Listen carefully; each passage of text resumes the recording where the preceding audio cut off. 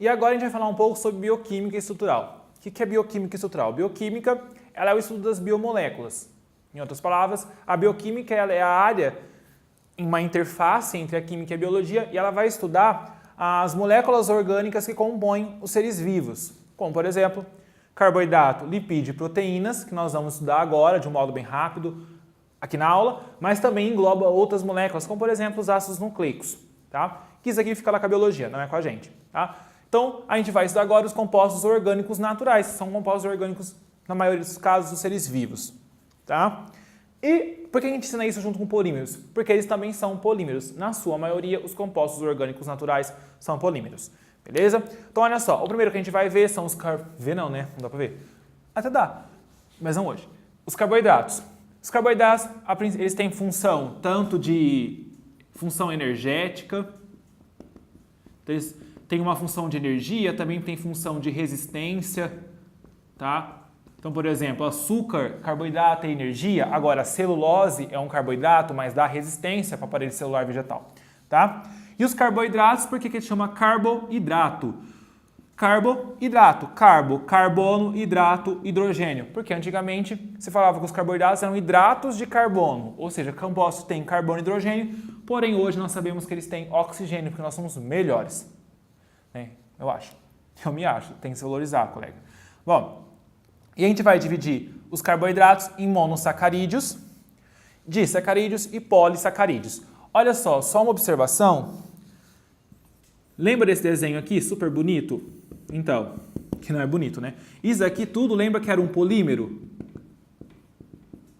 Lembra, né? E isso daqui, só um desses, era um monômero. No caso do carboidrato, se a gente disser que o polímero é o carboidrato, porque eu disse que os compostos naturais eles são polímeros, se o polímero é o carboidrato, quem que é o monômero? O monômero será o monossacarídeo, tá? Então, ou seja, um polímero é formado por repetição de monômeros. Ou seja, um carboidrato, que é um polímero, ele é formado por repetição de monômeros, que é o monossacarídeo. Então, o primeiro tipo de carboidrato, são os carboidratos mais simples, os monossacarídeos, seriam as bolinhas sozinhas, as bolinhas soltas. Cada bolinha dessa é um monossacarídeo. Existem 3 monossacarídeos principais, glicose, galactose e frutose. Tá? Então, a glicose, galactose e frutose são 3 monossacarídeos importantes. Se eles são 3 monossacarídeos importantes, a gente sabe que a repetição destes monômeros, a repetição destes monossacarídeos, futuramente dará origem a um carboidrato, que será um polímero. Bom, eu coloquei aqui só uma observação, porque geralmente aparece em prova de vestibular, vocês piram, vocês ficam loucos, não sabem o que é isso, tá? A glicose. Essa é a estrutura de uma glicose. Ó, tem carboidrato, tem carbono, hidrogênio, oxigênio, tá? E essa glicose aqui, ela está na forma linear. Ah, Lucas, que bonita. Ela existe? Não. Quem existe não é a glicose desse jeito. Quem existe é a forma cíclica. O que acontece? A glicose a gente representa assim, para fins didáticos, só que na verdade a glicose ela sofre uma reação de ciclização.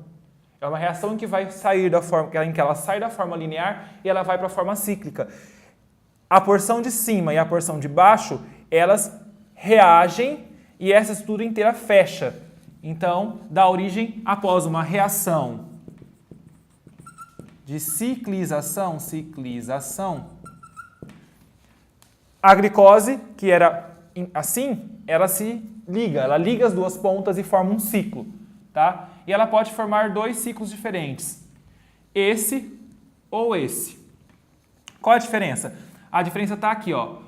Quando a glicose, na sua forma cíclica, tem um OH para baixo, a gente vai dizer que essa é uma beta-glicose, ou anômero beta. Vamos usar o termo beta-glicose que é mais fácil, tá? Mas se eu ouvir falar em anômero, é a mesma coisa. Então, essa é a beta-glicose.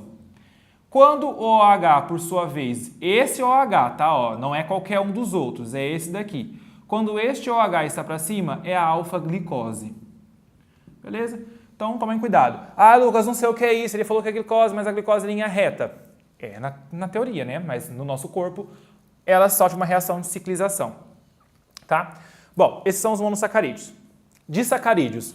Os disacarídeos são uniões de monossacarídeos. Então a gente tem um monossacarídeo mais outro monossacarídeo que vai formar um disacarídeo. E para isso acontecer, perde uma água, que é vida. Importante, vida é importante.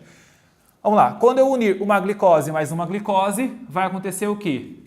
Vai perder uma água e vai formar uma maltose. Maltose, portanto, é um disacarídeo, porque é a união de duas glicoses. Quando eu unir frutose e glicose, vai perder uma água e vai formar uma sacarose. Tá? Maltose é disacarídeo, é o carboidrato do pão, por exemplo. Sacarose é o carboidrato, por exemplo, da cana-de-açúcar, é o disacarídeo. E quando eu unir uma galactose mais uma glicose, vou perder uma água e formar uma lactose, que é o açúcar do leite. Tá? E por fim, os polissacarídeos. Mono é uma bolinha, disacarídeo, união de dois monos. Polissacarídeos são vários monossacarídeos unidos, sempre perdendo água quando eles se unirem. Exemplo.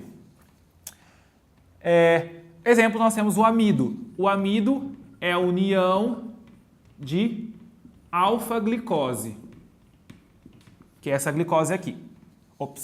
Que é essa daqui, com o H para cima, tá? É a união de alfa-glicose.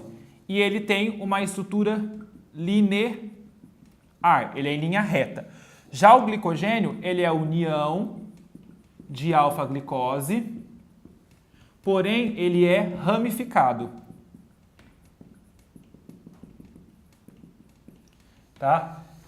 Ele é ramificado. Então, só para lembrar, o amido é alfa-glicose, linha reta, glicogênio, alfa-glicose, ramificado. E a celulose é a união de beta-glicoses.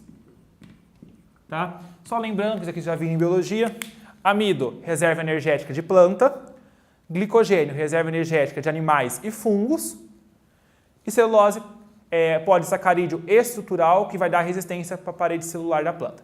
Beleza? Proteína.